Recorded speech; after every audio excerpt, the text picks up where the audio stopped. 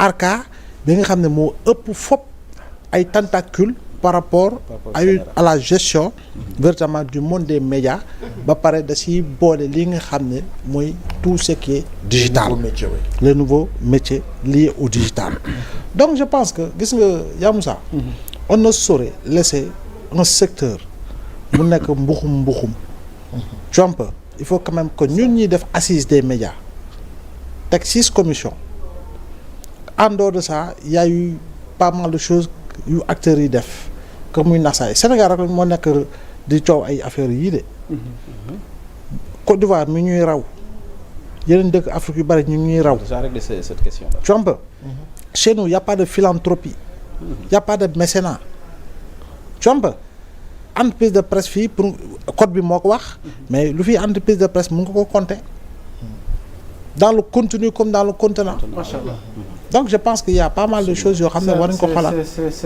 c'est important donc soxna Lalla mu mel ni invité bi ñu doon xaar muy Khoureychi Thiam ma fàttali leen actuellement moom mooy ki jiite le fonds d'appui à l'investissement des Sénégalais de l'extérieur bokk Pastef waaye nag nekk un sportif de haut niveau ancien international de basket mu mel ni dama koy jox kàddu gi mu nuyoog yéen waaye kilifa gi ñu ngi lay ziar di la jox sa wàccuwaay di amaan mbégte di la dalal dans Bonsoir Sénégal ngir waxtaanee tolluwaay réew mi noo def.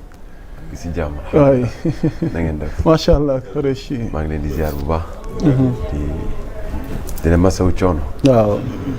waaye di kontaan si ñëw ci Sénégal 7 def naa ni fii suma kër la xëy na gëj naa fi lool nag yitte yeeg liggéey bi moo ñu xaw a tënk tuuti waaye du caaginu bañ a ñëw. et toog ci plateau ak sumay mun naan samay naataango parce que ñu ñëpp benn lañ. kenn ku ci ne ci koor bi li ci ëpp solo mooy Sénégal moo tax ñu toog ci fànn boobu mën a nekk nag donc di rafetlu loolu di nuyu Sénégal di remercier encore une fois suñu borom bi ñu mayee dund bi ñu mayee wér ba ñu mën a toog di échanger di sottante xel xalaat. pour mën a xool naka la ñuy defaree Sénégalu tey waaye Sénégalu suba naka lañ koy préparer. macha allah donc maa ngi wax asalaamaaleykum wa rahmatullah. waaleykum salaam di la ah. waa ci laa bëgg a ñëw. On a comme l'impression qu'on a perdu un match. Bien sûr. Mais on n'a pas perdu le pari de l'organisation quand même. Les yeux du monde étaient braqués sur Dakar parce que ndaje gi defe naa àddina gi yëpp ak ñu ci doon bàyyi xel. ñu dikkaat yaa nekkoon parrain bi ci tënk rek laata ñu ñëw ci waxtaan bi. Effectivement et comme l'a si bien dit mon frère. Grand Abdoulaye. waaw la ville de Dakar basket. L'équipe de la ville de Dakar, l'équipe du Sénégal a perdu un match. Mais il n'a pas perdu réellement le combat. Et le combat réel, c'était de vendre la destination Sénégal. Et c'est hyper important. Aujourd'hui, c'est Goulet. Nous avons un événement. Bounimel. Nous avons 214 chaînes de télévision retransmises sur plus de 240 pays. Ben événement, ben dëkk, ben région, ben équipe. Donc, Goulet. Deuxième chose, nous avons un président de la République qui aime le sport de par ses actions personnelles, mais qui aime le sport de par la politique sportive qu'il a définie avec son gouvernement, qui a répondu aussi présent à l'ouverture, mais tamit le Premier ministre est une encore belle surprise pour le peuple sénégalais, mais aussi pour le monde sportif, tout en sachant que le Premier ministre est un grand sportif. Il a joué au basket, certainement comme on basket, mais c'est un footballeur et il a fait les arts. Et nous avons aussi le président de l'Assemblée nationale qui est venu. Donc déjà, nous avons le président de la République, le Premier ministre et le président de l'Assemblée nationale, et avec presque tout le gouvernement, parce qu'il y avait la ministre des Sports, avec Aïnata Ngom, Yenen Ministry, plus les directeurs. Mais il y avait aussi l'opposition. Et c'est ce qui est encore plus... Parce que sport, ginnaaw sax may dem si di ci sori boole bi ñun ñëpp ñu tënku ci benn affaire ci benn moment ñu bokk benn béréb toog di waxtaan di échanger di dundandoo benn affaire mooy Sénégal.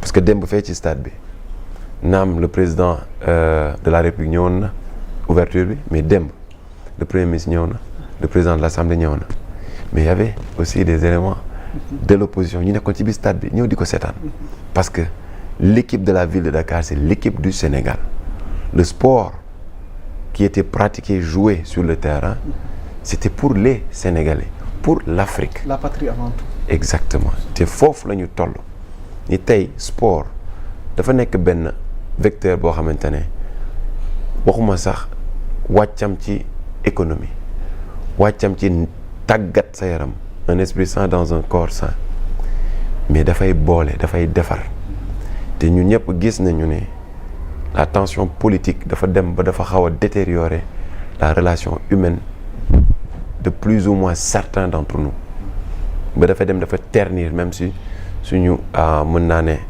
gentleman agreement bi war a am entre man ak yow vis-à-vis mën nañ bañ a bokk mën nañ bañ a juboo mën nañ bañ a bokk gis-gis mën nañ bañ a bokk religion mais démb stade bi ngay dugg kenn laajtewul sa carte d'identité kenn laajtewul ban parti nga bokk kenn laajtewul ban religion nga bokk da nga fay ticket dugg seetaan kontaan tàccu dem loolooy Sénégal bu ñu bëggee defar Sénégal il faut que xol yi ànd tout en gardant nos différences tout en gardant nos croyances tout en gardant aussi nos appartenances personnelles et nos convictions donc c'était beau comme sport mais aussi l'événement aussi dafa nekkoon lu am solo parce que jaay na destination Sénégal et c'est hyper important la destination Sénégal vaut même 10 fois plus que la ville de Dakar parce que la ville de Dakar est dans le Sénégal si nous vendons aujourd'hui la ville de Dakar